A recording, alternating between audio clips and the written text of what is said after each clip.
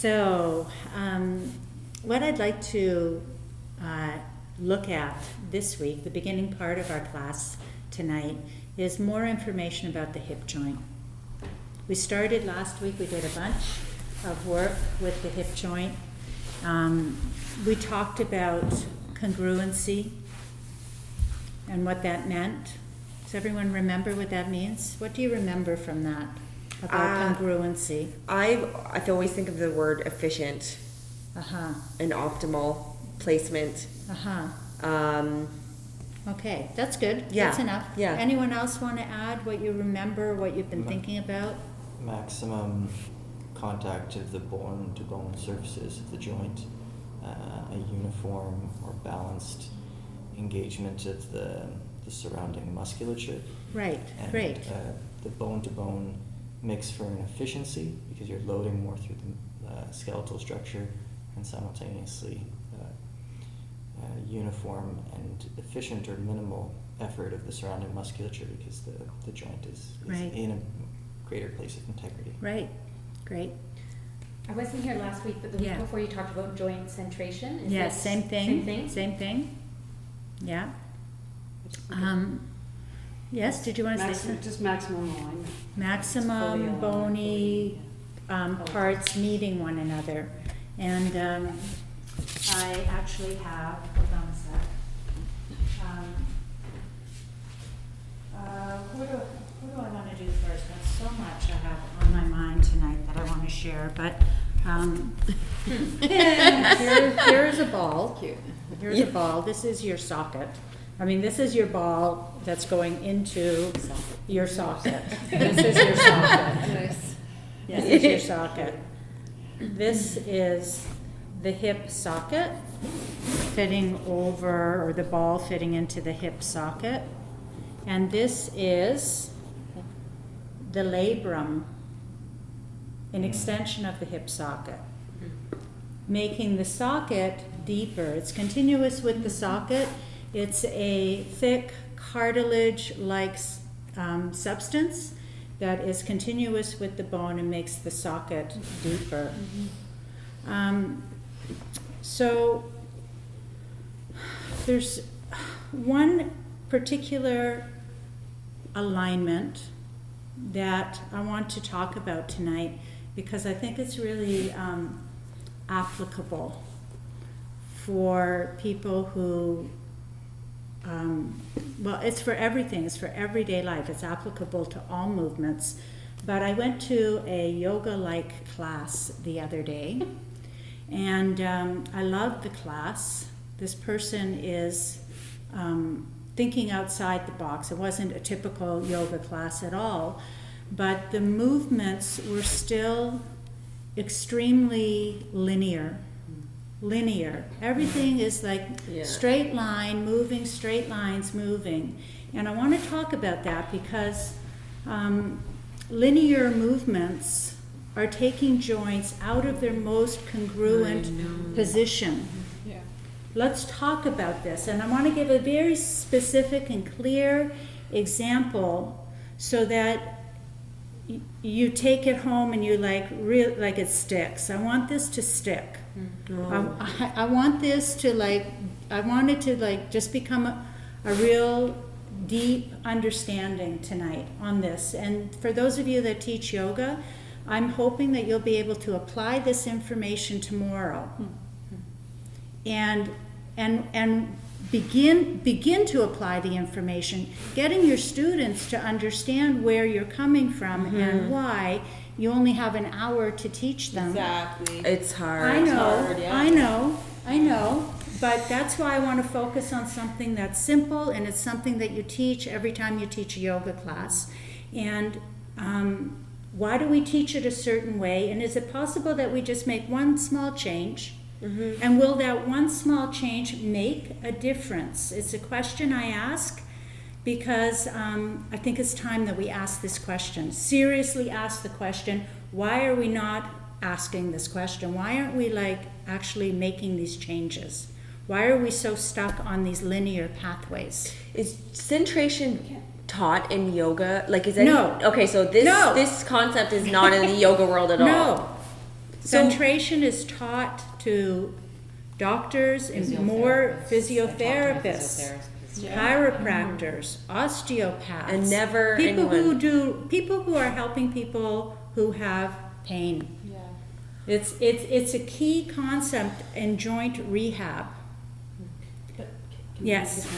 I keep it, so, I'm not a yoga teacher, and Yeah. I didn't go in depth into yoga, but I love yoga, and I've done it many, like over the years, different Yeah. teachers, fantastic. My first teacher was Iyengar, so fluke that I stumbled upon Iyengar first, Yeah. after reading about it, and my first teacher emphasized again and again and again, if this hurts, stop. It should never hurt. Yoga should never hurt. And I've always kept with that, because even if I do alignment, I'm like, oh, that hurts, forget that, pull back. Yeah. You know, adjust so it doesn't hurt. So somehow that message has gotten lost in the linear, in the pulling, in the, you know, competitive world of yoga. Yeah. Instead of going back to the roots of it, which is this shouldn't hurt. This is therapy for your body that should be Well, in some line. people think it should It hurt. should hurt, yeah. Some people I know, think like, I remember some people that think too. you're working to change the structure of your body because there's something wrong with it and you have to fix it. And you're not going to fix it unless you go through it. Yeah. Work through it.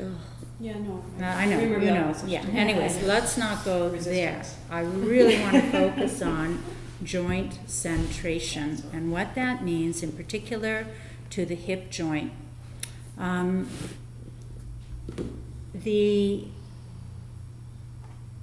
But before I get into it, before I get into my little talk, I want to do a little experiment. I want us all to stand up.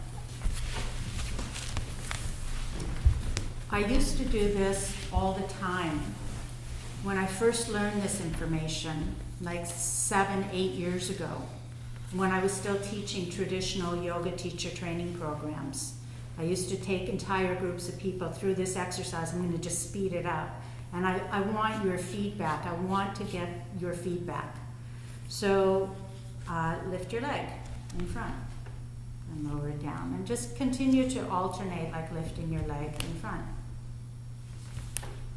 And then just hold one leg up and notice where you're feeling the effort to hold this leg up.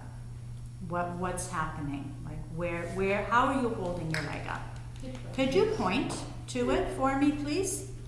How are you holding your leg up right now? Point. So we got hip flexor, groin, little bit of quad, groin. Yeah, this is about typically what happens. 7 or 8 out of 10 people will point directly here, right into the joint itself, and say, this is where I feel it. Right. This is what I want to talk about. This is what I think is really essential that we understand. This part of your joint is not the most efficient part of your musculature to lift your leg up. Right in here. Okay, let's try another way. Let's try another way of lifting the leg up. So just let your leg drop out of midline a little bit. So it's not quite like an external rotation. You don't even have to think of it like external rotation, even though it is, but you're trying to make it like not a muscular thing right now. Just letting it kind of like drop out of the midline a little bit. Just drop out of the midline a little bit. Give it a little shake to just ensure it's like as relaxed as possible. And then begin to lift your leg up. And switch. So let your leg drop out, relax, and then lift. And drop out again. We'll do a couple times. And lift. And just see, letting it drop out again. Doing it a few more times. Just letting it drop out for some people is really hard. Just letting this happen for some people is really hard. A lot of you are doing this, you're making it happen. So if this is in chronic clench mode, this area here is in chronic hanging on for dear life mode, it's not relaxing, right? You can feel if that's you. That's why a little jiggle, little shake, and then try again.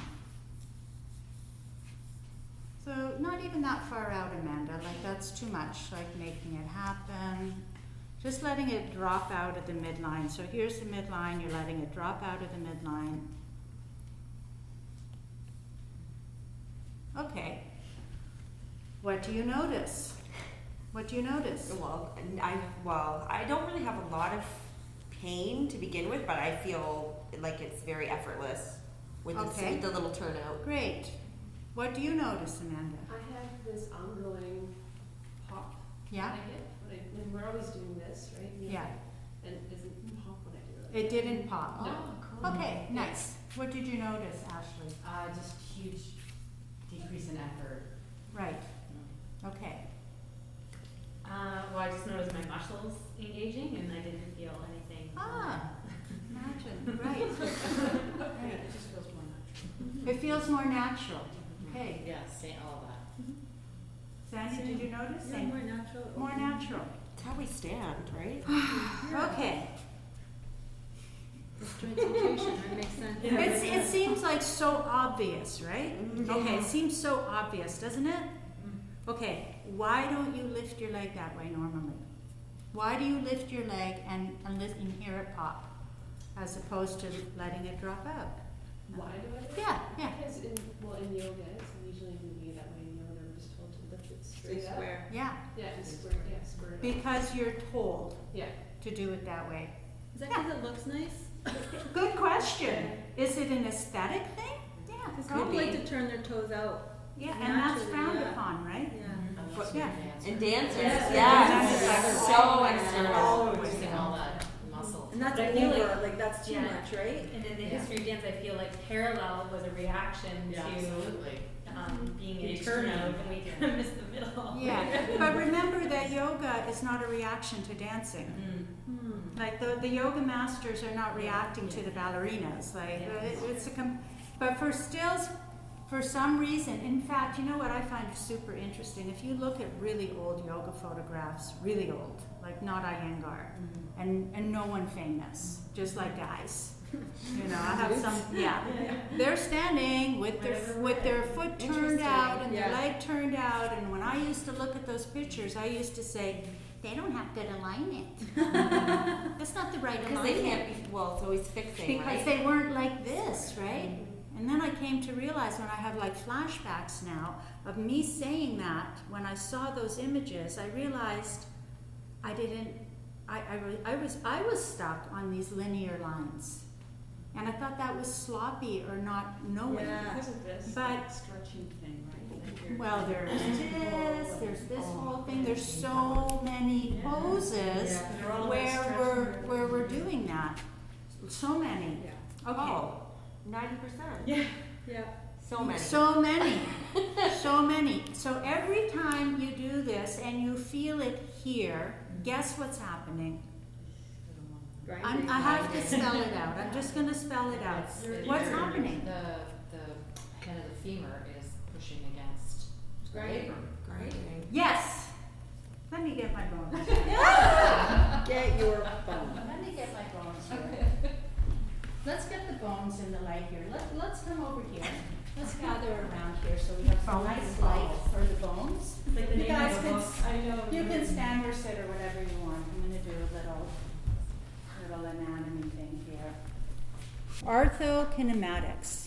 Orthokinematics is the study of joints and joint surfaces and how they move in relationship to one another.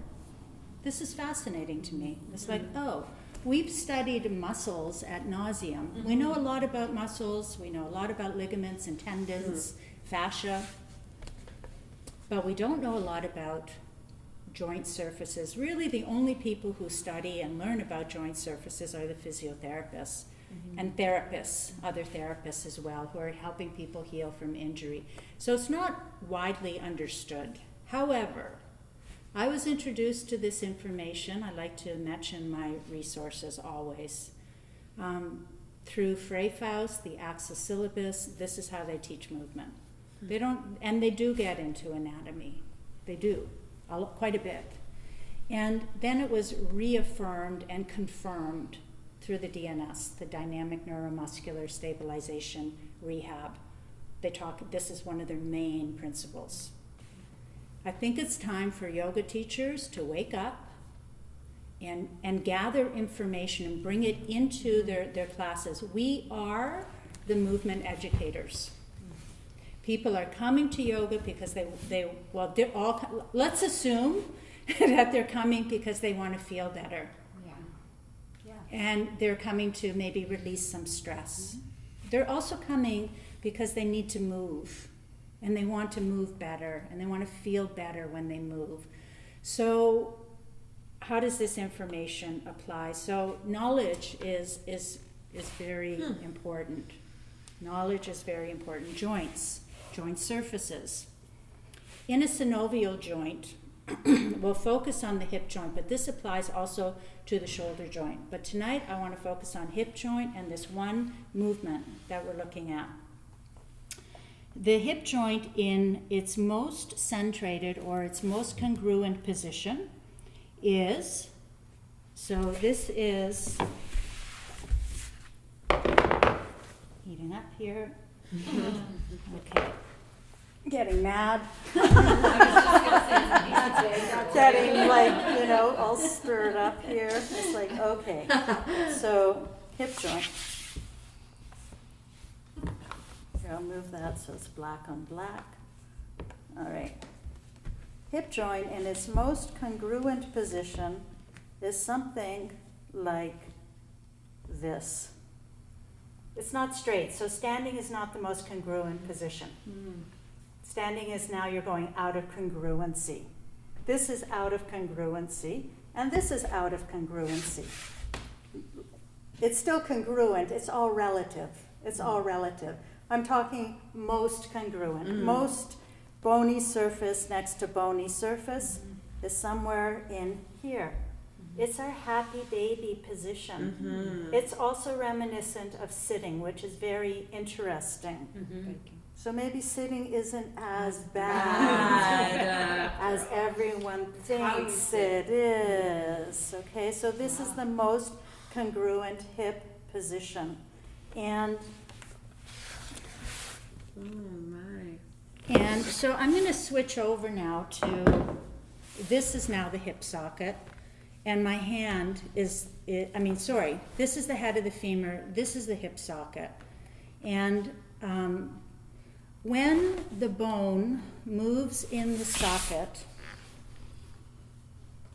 it rolls, it glides, and it spins. All synovial joints do that. It's a ball in a socket. So when my leg goes up, this part of the ball is going up. The other part of the ball is going down. Right? It's doing this. This part of the ball, Yeah. yeah, it's a spin. Yeah.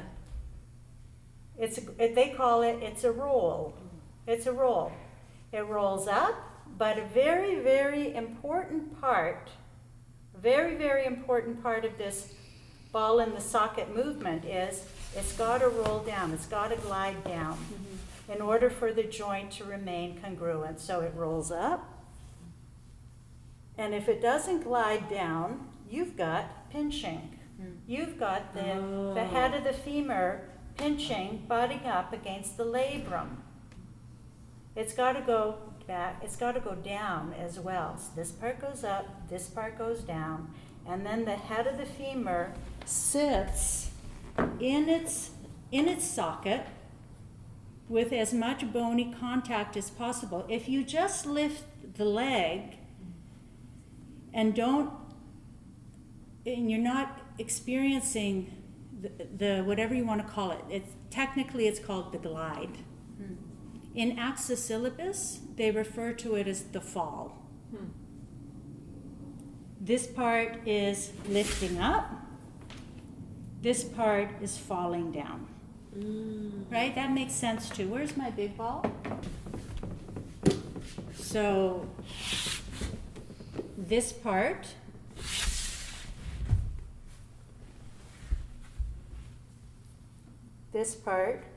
is lifting up.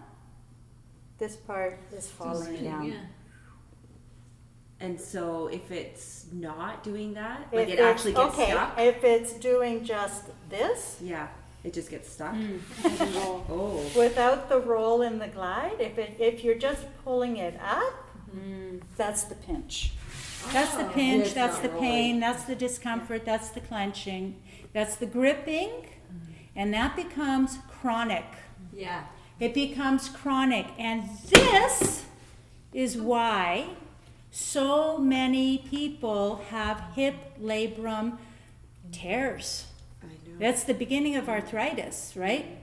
Like a hip labrum tear is kind of like a meniscus tear. It's the beginning of the joint being frayed, worn away. Hip replacements? And then you end up needing Younger hip and younger. replacement. Oh, Now, wow. the sad thing is that we knew this. We had this information. The research had been done. We know that ballerinas have the highest incidence of hip replacements of all other athletic endeavors. We know that. It's well documented. Why?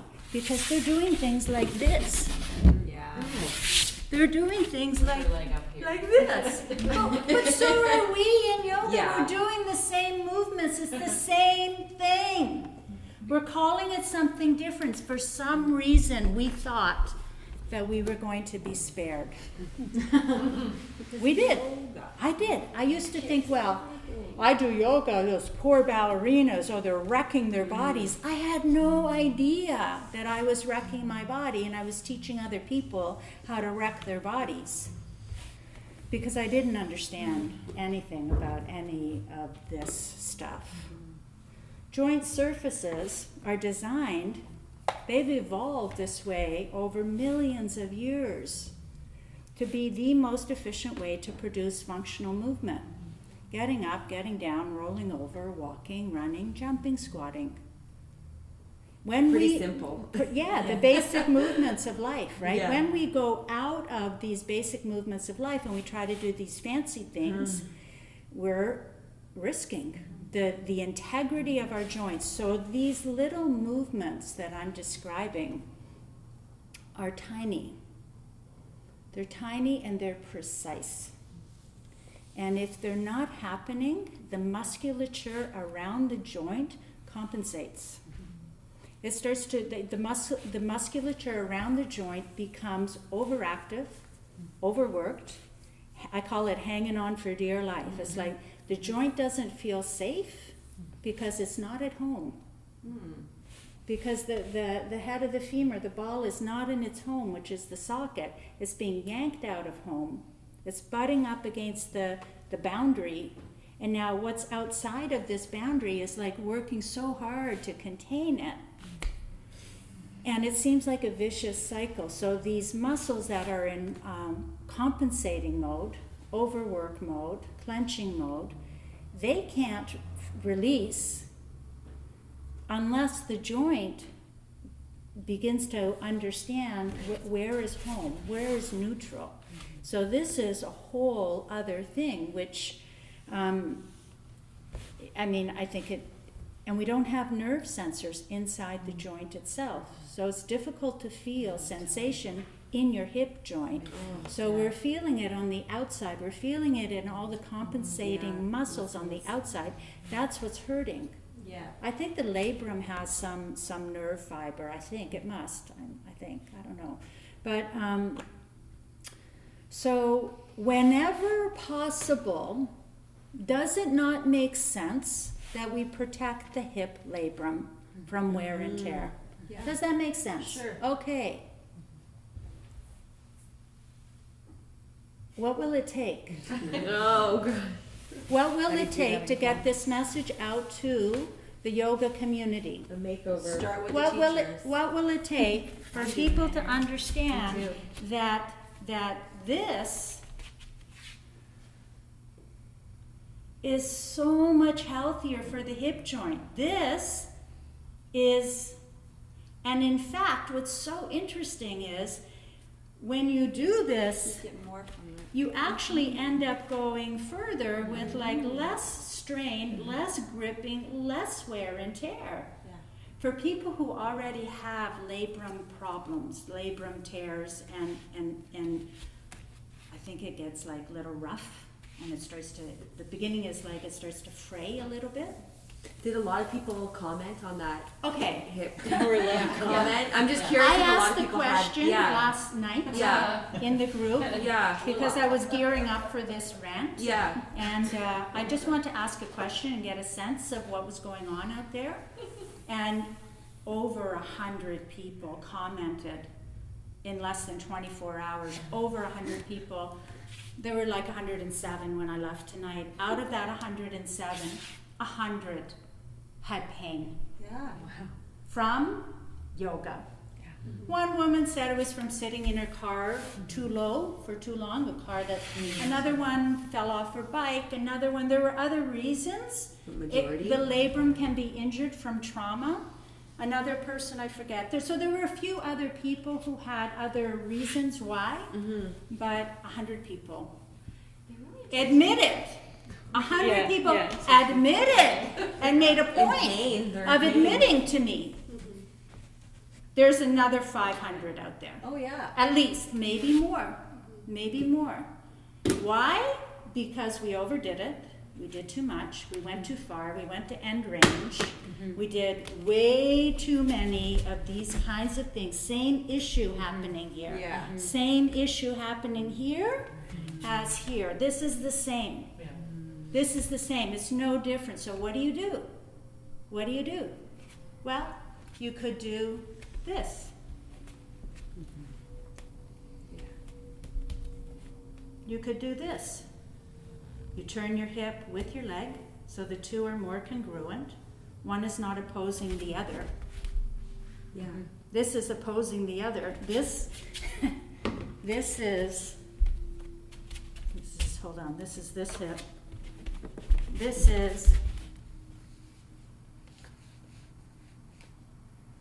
This is going this way, this is going this way.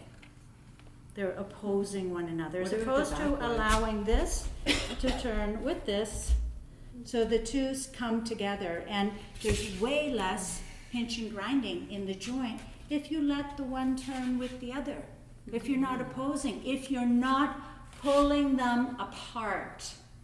We're pulling our joints apart. It's got to stop. I can't take it anymore. It's driving me crazy. So, it's so simple. When you lift your leg, what feels more natural? It It's a great feels more exercise. natural to do it like this. Yeah, it's a good exercise to teach. People will sometimes say to me, when I used to do this in my teacher trainings, people would say, well, the teacher demonstrates like this, so everybody follows what the teacher does. If the teacher demonstrates like this and encourages this, guess what? It'll be like a ripply wave. It'll be like a ripply wave that'll just go out into the world. And people will let go of this idea of Stop doing it. parallel is correct, and this kind of like a little bit of circular movement. I'm not even talking like a full circle. Yeah. I'm talking just like a little like that. What were you But going to it's the say? same- It's the same motion as, think about if you had a child reaching for something, Yeah. or if you're mimicking climbing. Mhm. You would Yeah. on that surface, you would just do this, Right. or it's the same as crawling. Okay, right. Yeah, and I'm thinking about riding my bike because it's one of the most therapeutic things. Yeah. But you're just doing I was this. just gonna say, it would be interesting to know And- cyclists. Yeah, have and like a while ago I had a car accident, and so this got really tight, and so I was biking like this, Uh-huh. and stretched out. So Uh-huh. I don't know if I noticed anything, but I noticed right away this pops and cracks. Aha. But if I do this, it doesn't. Right. Yeah. Snapping hip syndrome. Yeah. Clicking, popping, clunking is a very bad sign. It's the beginning. It's the beginning. You know that your bone is rubbing up against a piece of cartilage. That's what's causing that sound. And every time that happens, there's like grinding. So, what was I going to say? Parallel. Okay, how does this apply to walking, to climbing Exactly. stairs? I know what I wanted to tell you. I taught this weekend. We were talking about this. Happy baby. It's like happy baby pose, right? It's this. It's just this. It's just this alignment. This is neutral for the hips. This is the alignment. That's all. That's all it is. So how does this apply to standing and to walking? So we did happy baby in this workshop. I was talking about neutral. Someone came in the studio and the manager had to get up and like run up the stairs and come down the stairs. And she said, Diane, I just, I took this happy baby alignment and I went up the stairs with the happy baby alignment and my hips didn't hurt. My hips have been hurting climbing stairs. So is it okay if I do this? Is that okay? Is that right? Wow. That's how messed up it is.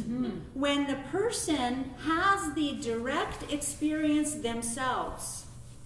She had the experience herself that she went up the stairs and there was no pain, but she had to ask me if it was okay. Aww. I know! Because we have been taught not to trust our bodies. That's true. Do you see how We've been forgiving- taught not to trust. So we go to our teachers, we go to the authority figure for confirmation that we're doing it right.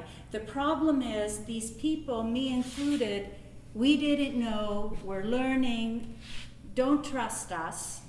But it's just another example of, wow, Yeah. it's so hard to trust feeling. She had a direct experience, but she asked me if it was okay.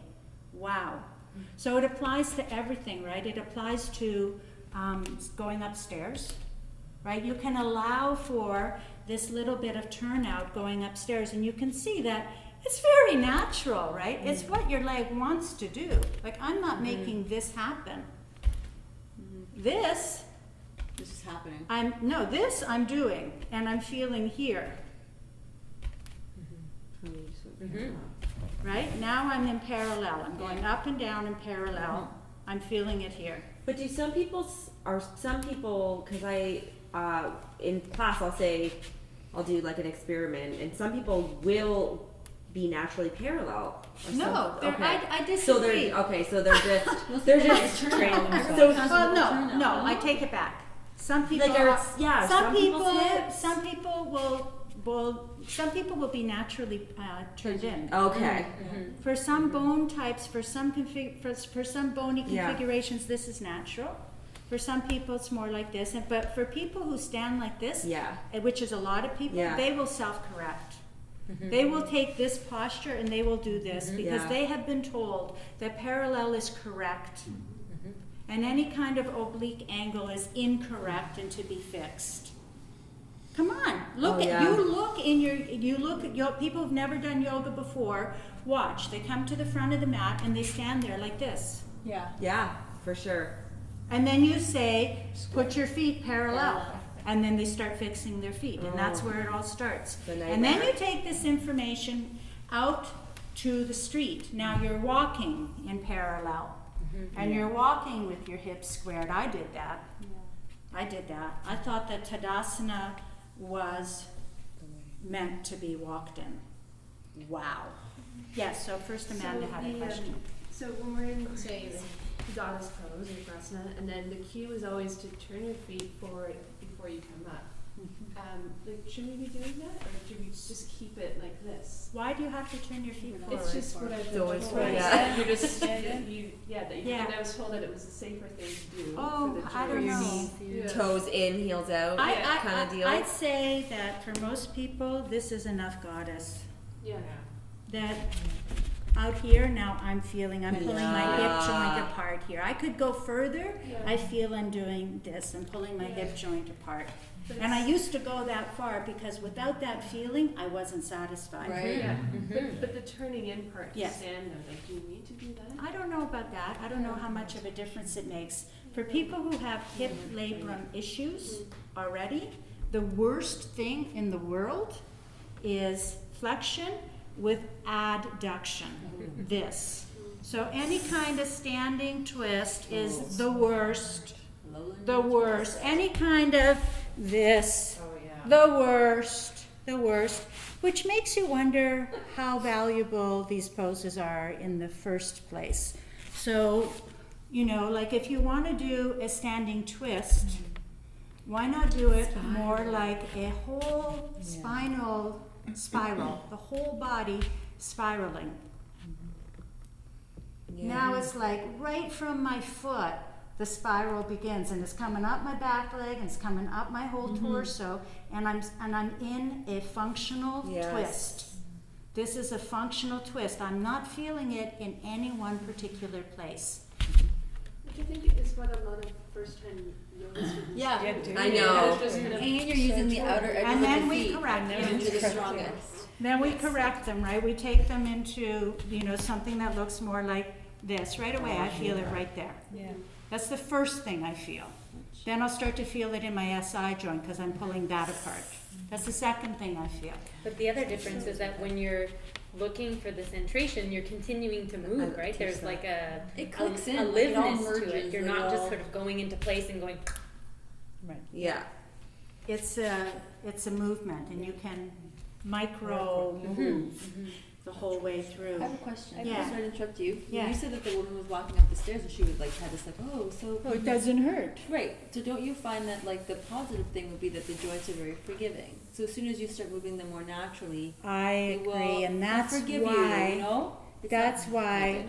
I'm doing this talk right now, because when I went to this class the other day and I saw everybody doing this, and then this, which is the same thing. Yeah. Right? This is Totally. the same That's thing. true. And then Never sweat. this, same thing. And the teacher was trying her best to give them options to move. Lean this way, try this, go. She was doing her best to give them lots of options. It was a really interesting observation for me to make.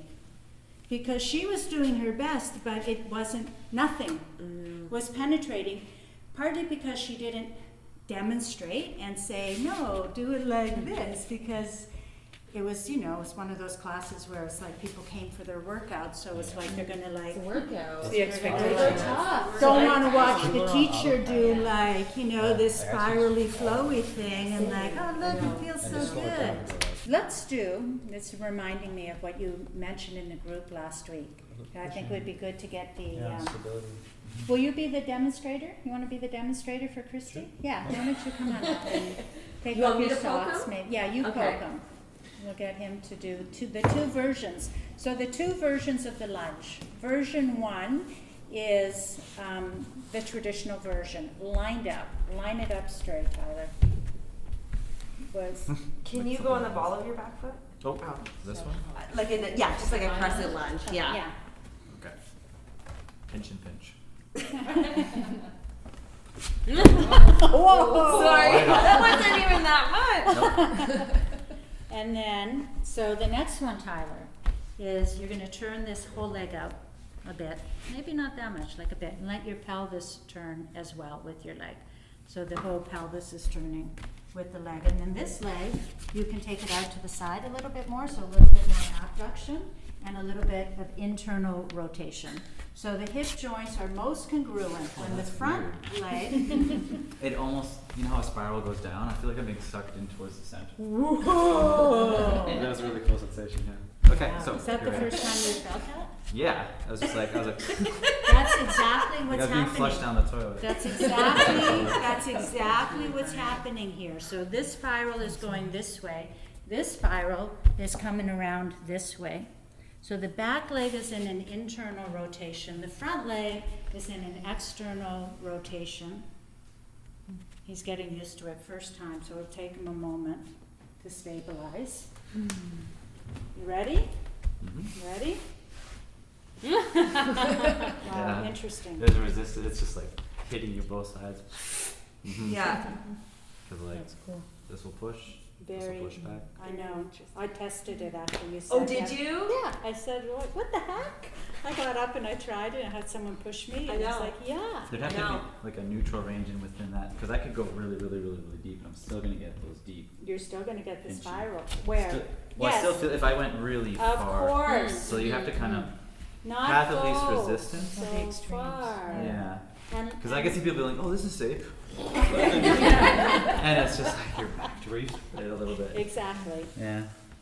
Yeah. That was yes. cool. I'm Yeah. just thinking about Yeah. how, I mean, even beyond yoga, from like, elementary phys ed class to after the workout class, we're taught that if something is tight, stretch it. Like, stretch it and Right. get that feeling, like you said that Yeah. you sometimes would aim for in yoga, that feeling of, Yeah. I'm stretching it. Yeah. But it's like, it's tight maybe because the joint is in danger, so the muscles have tightened around the joint. Correct. And it doesn't need to be force stretched, the joint needs to sort of find its, Home. yeah. Home. And then the muscles re-strengthen around that home. Yeah. And then it won't be tight. Yeah, exactly. And typically, and I remember this so many times, people would come up to me in yoga classes, after class, before class. They used to say to me, I have like a lot of tightness here and it hurts here. Guess what I would say? Oh, you have to stretch it. This is up, honestly, up until 7 years ago, that's what I would have said. So I'd been teaching a long time, right? And it was through my experience with the Access syllabus that I realized, something's up here, like that's not making any sense anymore. So it's a very, very, very common understanding, and it's unfortunately, the more you stretch it, so doing these deep stretches is pressing the, it's messed up, right? It's pressing the head of the femur. Well, I guess hold on. So this side, I'm trying to demonstrate. It's pressing the head of the femur into the front of the joint again. Into the front of the joint again. And the deeper you go, the more it's grinding at the front of the joint. So it's making it worse, is what I'm saying. It's making it worse. And it's happening to women who are in their 30s. That's how we know it's a problem. It's one thing. It's one thing when it happens to your grandma, and she's in her 70s and she's got arthritis. That's normal. Like a lot of old people get arthritis, right? Like that's when it's happening to 30-year-old yoga teachers. There's a problem. That's not normal. What were you going to say? I was just saying, like, that's me. I'm a 30-something yoga teacher, and I'm already having these pops and cracks. And I just attribute it to, that's just my bum hip. That's always been a problem. But I'm thinking about, I also have a history of swing dancing and tap. Of what? Of Swing dancing and tap. And in tap, you just, it's always out loose. That's right. So much weight on that, and there's never a problem. Right, There's there's so much never a bounce problem, right. on the All joints. bouncing. Yeah, but I it's do. but you're never gonna find I that. love that. It's always, and same with skateboarders, right? They're always just like this because they're waiting for shocks and bounces and- Right. Yeah. This is neutral. This is more neutral than this. This is more congruent in the hip joint than this, right? Because this is most congruent hip joint is here. Let's talk about the shoulder joint for a moment. The same concept applies. I'd like to just do a little review of the arms.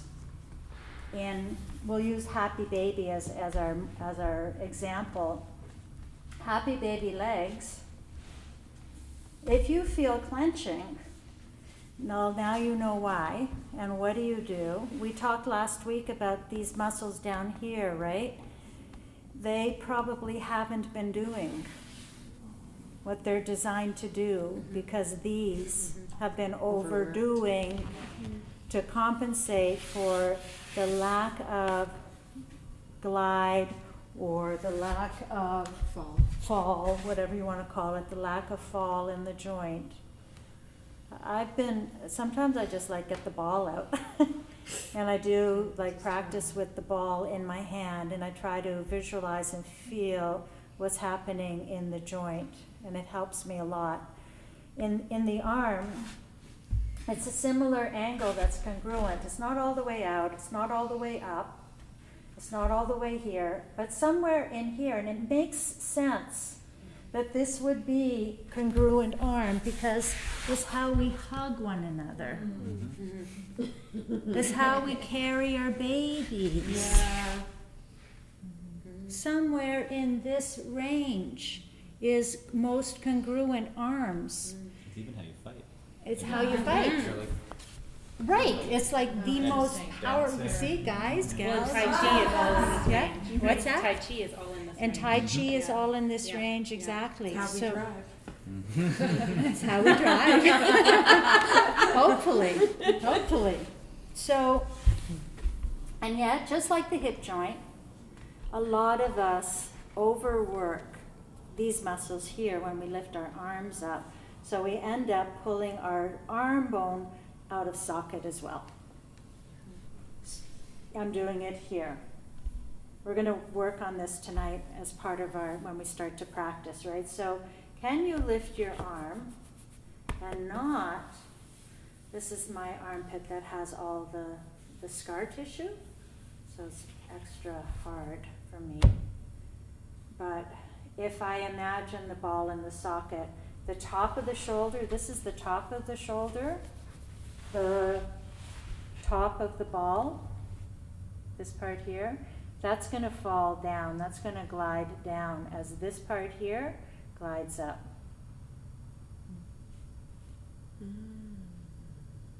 This is what's happening in the joint, hopefully. That's what you're trying to get happening in the joint, so that all of the muscles back here, under here, and here, all of them are doing their little bit of turning the ball, helping to the ball to turn in the socket. This little movement in the joint is called joint play. I love that. Play. Oh. It's called joint play. The ball and the socket and the ball, they come together. It's a fairly tight fit, but it's very slippery. So it's full of synovial fluid and cartilage, which is, when it's healthy, the smoothest substance known to man in the universe. It's like a brand new baby hip bone. That surface is the smoothest surface known to man. And they try to replicate it, right, for joint replacement, but they haven't ever been able to get as smooth a surface happening. But this movement inside the joint is called joint play, and it's very precise, like I said before, it's very precise, and it needs to, if it's not working, the other muscles will kick in to compensate.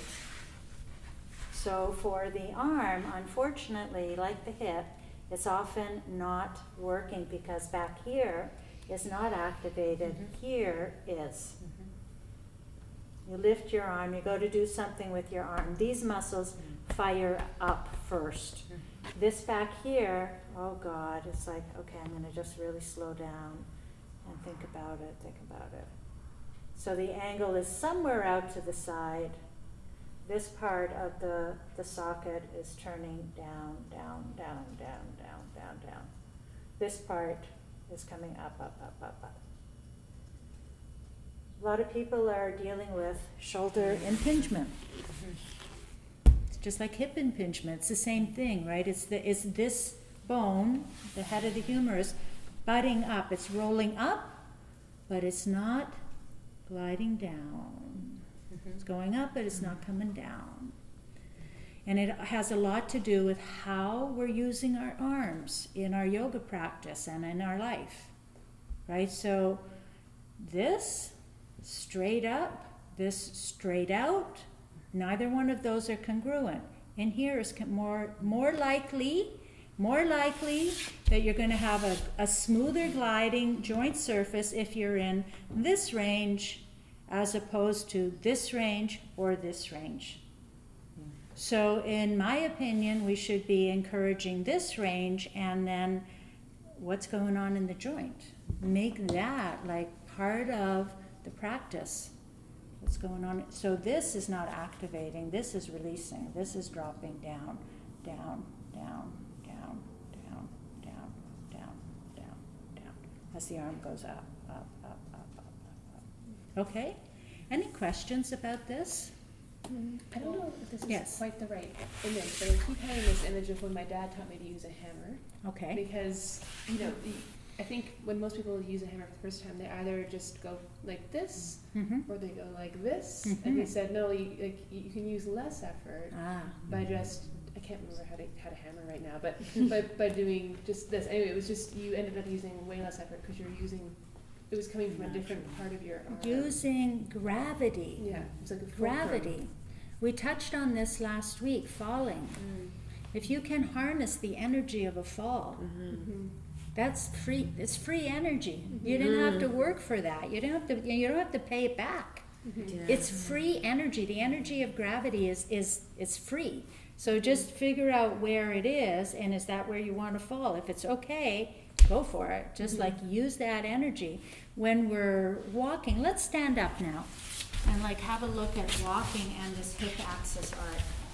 So yeah, kind of like this was really, really hard for me to do when I was first introduced to this with axis, right? Because this was not letting go. It took me actually, I think, years until this could let go. And until this could let go, everything I did was I made it happen by using other muscles, as opposed to releasing and letting the movement happen in the joint itself, which is a really different feeling. But you have to start somewhere. So could you say then that if we move the bones in the way the bones are supposed to be moved, then the surrounding tissues, the right ones are going to recruit just automatically? Yes! Okay.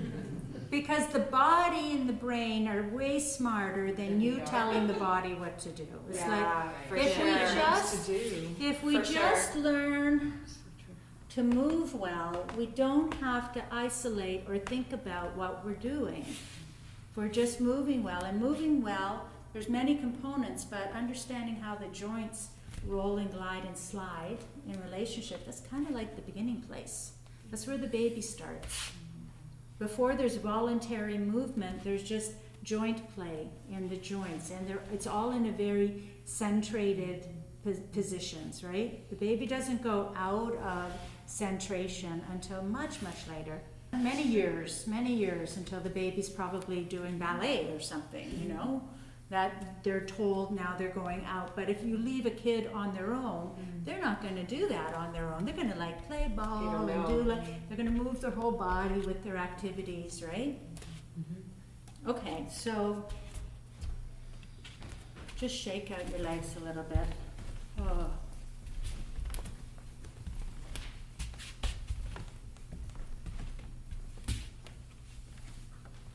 I find it helpful if you're having like a lot of trouble letting go in here to like, sometimes I just hold my pant leg or I hold underneath, but I find holding the fabric works well too. And just dropping the leg. And then just dropping, dropping, dropping, dropping, dropping, dropping. That feels good when you shake it like that. Oh, come and demonstrate that for us. I just dropped it, and then I just moved it, and I was just like dead weight, and it feels wonderful. Bones are heavy. Bones are heavy. Bones are heavy. It's like, can you feel the weight of your bone dropping?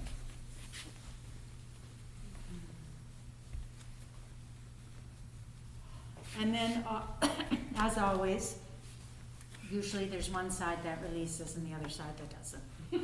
Right? That's common, that's typical. And it's not always the side that's like really clenching and gripping is not necessarily the side that's clunking or clicking.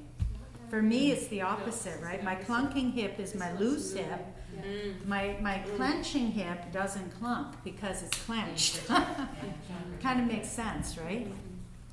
I am ready to guide us into a little movement practice. You guys ready?